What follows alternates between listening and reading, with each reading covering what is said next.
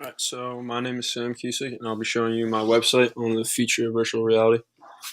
So, in the top left corner, you can see my animation I made for this, and I use a website or a tool through the Mac called Pixlr, and I had to layer numerous images to make this GIF, and basically, once I put that all, play it out, and it makes a GIF, such as the one in the top left.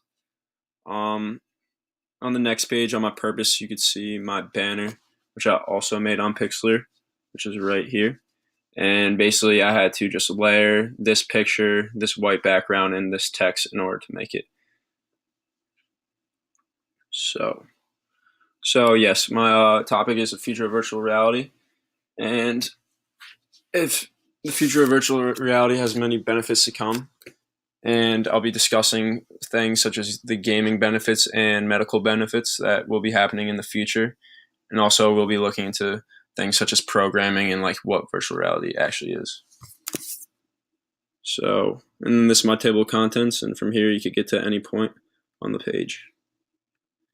So this is my purpose page, and the first question asks, indicate the name of the innovation and provide a clear description of its intended purpose, such as a problem that the innovation solved, the opportunity that the innovation created, or the discovery that the innovation made. So virtual reality has actually opened up a whole new world when it comes to the interactive technology, and it is all relatively very new. And the areas that virtual reality has opened up is 1, the gaming industry, 2, the medical field, and 3, it will change business endeavors forever, such as face timing clients and things such as that. So all this information is actually relatively new in the whole grand scheme of how long virtual reality has been out and what it's going to be like in the future. So right now in the top left corner, that is a PS4 virtual reality game set where someone is wearing a headset and they have controllers, and the person actually feels like they are in the game and controlling the player. And to the right here, we see the medical virtual reality, and this is actually a great way for training. And this will be a lot better in the future once it gets more regulated. And then down here is a video where I discuss briefly some of the purposes of virtual reality.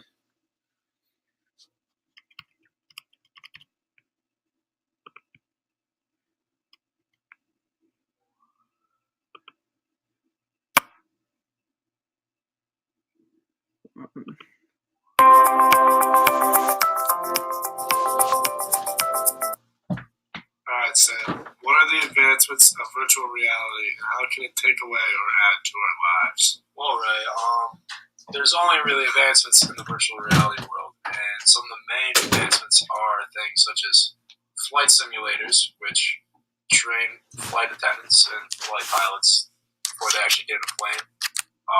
There's medical training benefits, so doctors don't have to train on real people. They can train in virtual reality. Business conferences too, where in a busy day, as in today, we don't actually need to meet. We could meet virtual reality, and it could feel like real life. And the last and the big one is it is changing the whole video game experience and making it a lot more interactive.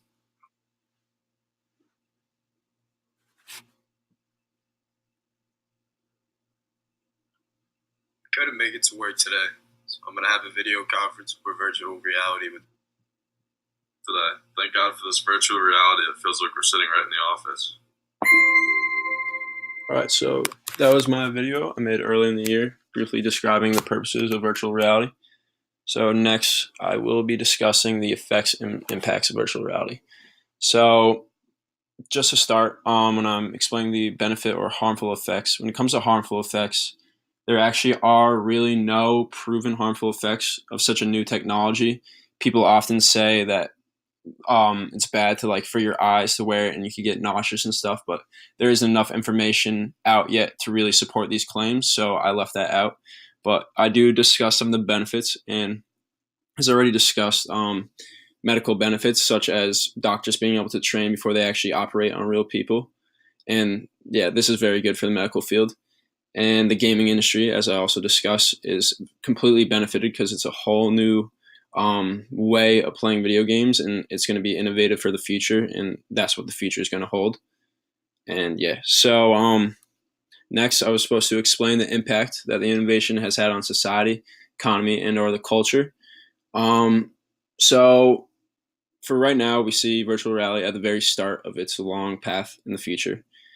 And so in most industries, such as the medical and gaming industries, we expect to see more impacts and economical impacts as it gets more popular.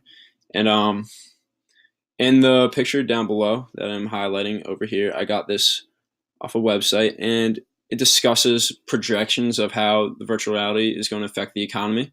And in the highest projection of like sales that they could, that of people adopting sales as in like buying virtual reality sets, that the best case scenario is the VR sets are forecast to amount to 29.5 billion US dollars in 2020. So that is some economical impacts we can expect to see in the future. When it comes to societal impacts, there are obviously a lot, because this is kind of changing the way we do daily things, and such as playing video games and FaceTiming people and doing business endeavors. So then next, I was supposed to indicate one field other than computer science, which the innovation has impacted or has the potential to impact. And so yeah, I chose a highlight in the gaming industry because, one, I could relate to this because I have a VR set for my PS4.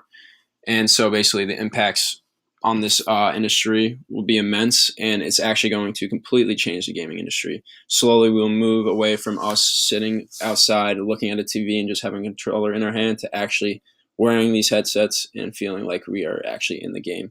And once this becomes more popular and there's better technology and becomes more regulated, more and more people will eventually start to use this, and it's just become a lot better. Also, on this image over here, you just see some quick facts on what like some virtual reality goggles are used for, such as like flight simulator training, as I discussed earlier in the video, and all the way to sporting training. In this video, it's just a quick video discussing 5 benefits of virtual reality that I highlighted on, and it highlights a few other ones if you want to look at that. So when it comes to technical aspects, the user, I'm supposed to ask how we interact with the innovation. In general, a virtual reality set is put upon the face of a person, and it often blocks their eyes completely. So it's almost, if you have nothing in front of you, no screen that's hooked up to it, or no phone in the actual virtual reality headset, then you'll see blank. But you're supposed to be completely covered in the eyes, and often you're supposed to wear a headset, so you get the full effect of being blocked out of all outside distractions in whatever you're doing, which could be watching a video or actually playing a video game. And so when it comes to one of the big ideas of abstraction, I discussed the programming. So virtual reality programming is actually relatively new and unique, and not like the basic HTML and CSS programming. The program language was actually invented by Jaron Lanier, and it's described as a post-symbolic programming language, which just means that it's the programs are written by means other than letters, numbers, and other written characters. So yeah, basically it's just a different type of programming for virtual reality. It's more advanced and just different in general than programming like a website. And then this just shows, this is a PS4 headset, the one that I have, and this just shows generally like what that looks like on your face. And as you can tell, it completely covers your eyes. All right, so relationship to data. I'm supposed to describe how the innovation consumes data as input and produces data as output. So virtual reality stores data with cookies. It stores things like log information, etc. Just like everything else, cookies just store that information.